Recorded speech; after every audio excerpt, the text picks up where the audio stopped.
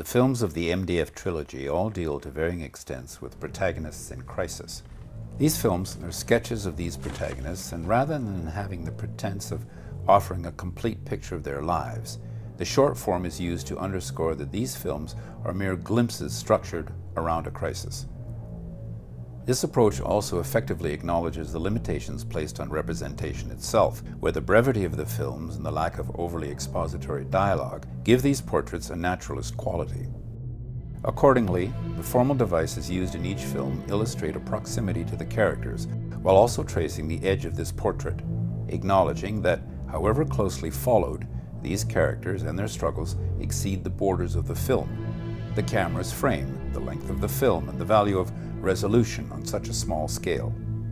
These formal devices are motifs that exist throughout the trilogy, instilling an understanding that just as the viewer is given a realistic glimpse at the experience of each film's main character, these are not complete, unfettered representations of the characters.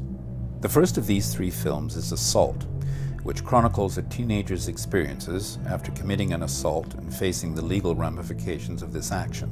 The film's pre-credit passage is marked by a camera that is always trying to keep up with the agitated movements of Ilya, but never quite keeping him fully in the frame. The camera's composition frequently fragments his face, which is paired with a temporal catch-up made clear by the jump cuts.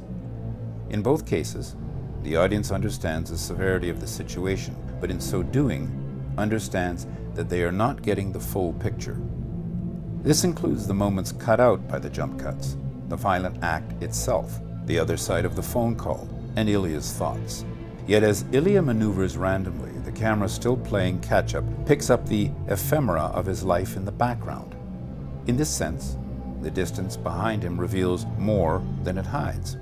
The impenetrable mind of Ilya is notably paired with photos of his past, objects that speak to his existence beyond the film. Just as the audience recognizes the limits of what can be known, the desire to develop a reading of the character is stoked by this out-of-reach backstory. The conversations with his attorney are a counterpoint, as they feature a static camera and more traditional framing, but the lawyer does not care about this past. The chaos is slightly subdued, but there is something lost in the stability.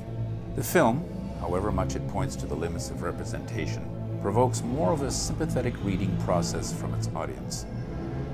One way the camera facilitates this process is when, in an almost Bressonian way, there are close-up shots of hands. These especially provoke analysis due to the choice to temporarily shift the focal point from Ilya's face or full body. In fact, this technique draws a comparison between illustrations of the tension of the situation and the stability of working construction with these same hands. The audience is aware the hands are both the source of his income and the assault that has pushed his life into disarray. But it is a reading process nonetheless, and as much as this is privileged information unavailable to the legal body, we also recognize that it is not necessarily fact. The camera movements that track Ilya from behind are illustrative of this paradox. The camera and audience are following along with Ilya, but nonetheless at a distance. The motif underscores that in pursuing his movement, there is the accompanying fact that he will literally face away from the camera. Just as he is unsure of the legal severity of his circumstance, so too is the audience unsure of his direction.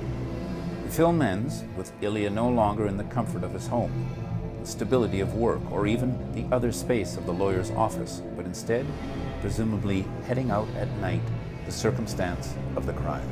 On the subway, Ilya stands between two men who are deaf or hard of hearing, literally getting in the way of their signed conversation. Not only has a difficulty in communicating played a factor in his assault charge, but he has also disrupted the communication of these men. His assumption of their status as hearing was incorrect, and the audience is reminded that they have no verification for how they have read Ilya himself. The last shot again employs the unstable framing, where Ilya is often fragmented and off-center, difficult to pin down. The audience is aware that the presumed communication of meaning in the representation of Ilya through reading the film, including the formal techniques, may also be incorrect. Yet, as with Ilya's experience with the subway patrons, we have learned something, however brief, about the individual. Princess Margaret Blvd follows Isabel, an elderly woman experiencing the effects of Alzheimer's. She is confronted by tests that measure the severity of her disease, while her relationship with others shows its effects. The motif of following behind the character as she moves is utilized again. But while a class divide may have informed the lack of knowledge where Assault's protagonist was headed, here it is age and/or the effects of Alzheimer's. The jump cuts amplify this feeling of confusion, refusing a stable look at Isabel as she wanders around, while also effectively engaging in a process of reframing throughout the short. Like Ilya in Assault, Isabel is fragmented by the position of the camera, which often includes only part of her face in the frame, or focusing attention on different aspects of her in an analytical yet hardly didactic manner. The emphasis on her hands is a perfect example of this tension, as they work carefully and deliberately, the opposite of her failing mind. Indeed, the same tension occurs with her relationship with the outside world. The doctor and the boy's mother are only fully visible after they are first heard, as if there is a delay in their becoming noticed, while each is given little screen time. It is only the boy, the source of Isabel's misguided ire, who is given any prominence in the frame. The camera is in these ways tied to the difficulties experienced by Isabel due to her condition. Yet, like Assault, this is not a direct point of view relationship. This is evident nowhere more clearly than the last shot. When Isabel is first being tested in the film, it is a rare static camera shot with a planimetric composition. It calls to mind Assault's meeting with a lawyer insofar as the supposed stability of an institution is attempting to remedy the protagonist's situation. The same shot occurs again at the end of the film, when Isabel may have found some comfort in a friendship with an elderly man. But here, her perpendicular placement towards the camera results in what could be construed as either a defiant gaze or an uncomprehending one, like the earlier test and her failure to properly complete it. In either case, she is set off from the analyst, be it the doctor or the spectator. Like the formal techniques, any attempt to understand through proximity is met with an equal but opposite gesture that acknowledges an inability to understand Isabel, just as she misjudged the boy. The last of the three films, Out in That Deep Blue Sea, conveys the theme of struggle in the title itself. The film follows Peter, a real estate agent experiencing a slump in his career. His family and friends' personal and professional expectations of him exacerbate his struggle. As we've come to expect, Peter is followed behind, but like the other protagonists, he is anything but in complete control of his life. His professional slump is conveyed through a series of failed door-to-door calls where the camera is positioned behind Peter, and though he changes position in the frame with each attempt, they all end with the same result. The film begins with the sound of Peter struggling before he is even visible. The framing of the shot is emphatic. Peter's head is down, toiling in some capacity, and reminiscent of similar shots of struggle in the previous two films. Hearing without seeing remains a motif in this film, but it shifts to how Peter blocks out conflict in his life. Like the previous film, there is a notable counterpoint to this repeated technique, which is the confrontation with his daughter. She is framed as the opposite but equal to Peter, and appropriately wins their argument. So common are these failures that the scenes conclude with a briefly black screen, signaling both the emotional difficulty present in each, as well as reiterating the frequency of these episodes.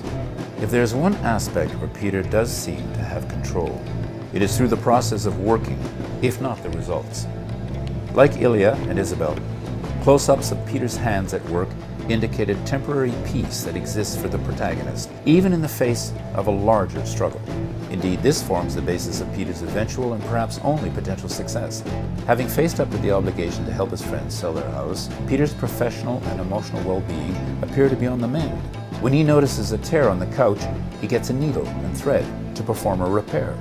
This could be read as the temporary peace of menial work, as seen before in the film, or a metaphor for a proactive shift in his life, as the jump cut may indicate. Given the metaphor of attempting to thread a needle without a resolution concluding the film, we are reminded of how each of these films have operated. They offer a glimpse at the lives of unlikely protagonists, struggling against something much larger, but never hinting at resolution. Like the formal devices that establish a kind of naturalism due to an overall proximity to the characters physically, while still fragmenting and commenting upon them, We're equally aware that these aren't meant to be complete representations of these characters' lives. Specifically, the more realistic the depiction is in these short films, the more clear the distance between subject and observer becomes.